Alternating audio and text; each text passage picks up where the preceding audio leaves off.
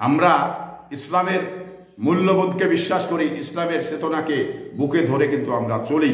কারণ আমরা ইসলামের প্রতি খুব ভীরু এবং ভয় পাই। কেন ভয় পাই? কারণ এই ইসলাম এটি গুরুত্বপূর্ণ, বা ইসলাম এটি মহান ধর্ম।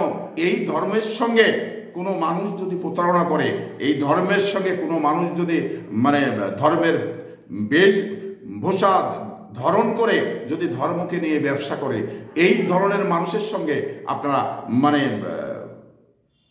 কথা বলা এবং চলাফেরা এটা করা আমার মনে হয় যেটা ইসলামের লোকসান হবে, এতে লাভ হবে না। কারণ আপনার নীতি নৈতিকতা ইসলামের চেতনা এবং মূল্যবোধ বুকে ধারণ করলে আপনি এই ধরনের খারাপ লোকদের সঙ্গে, যাদের ঈমান আমল কিচ্ছু নেই, আকীদা কিচ্ছু নেই, তাদের সঙ্গে আপনি ভালো মানুষ চলতে পারবেন না। কারণ চলা ঠিক হবে না।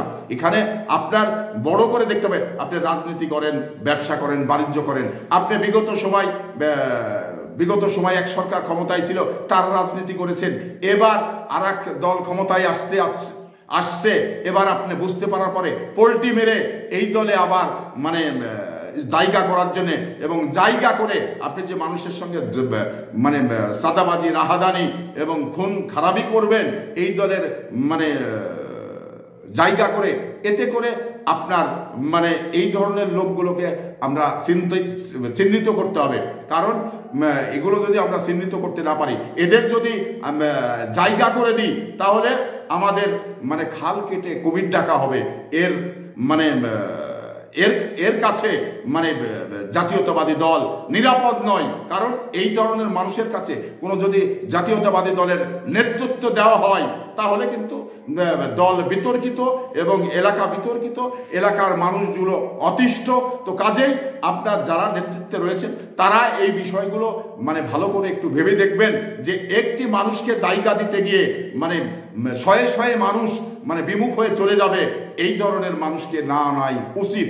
আমি মনে করি একজন নিশাখোর, একজন ঈমান আমান কিচ্ছু নেই, একজন বেশধারী, যেখানে যা লাগে সেখানে তাই দিয়ে জায়গা করতে চাই, তো এই লোকগুলোকে কিন্তু চিহ্নিত করা আমাদের জরুরি। কারণ এই ধরনের এই 5ই আগস্টের পরে যে এই ধরনের মানুষগুলো এসে আজকে বিএনপিতে যে নৈরাজ্য সৃষ্টি করছেন, নিজের জায়গা নেওয়ার চেষ্টা করছেন, তো এরা যারা নেতারা শেল্টার দিচ্ছেন, এই সমস্ত নেতাদের আমি দৃষ্টি আকর্ষণ করতে চাই।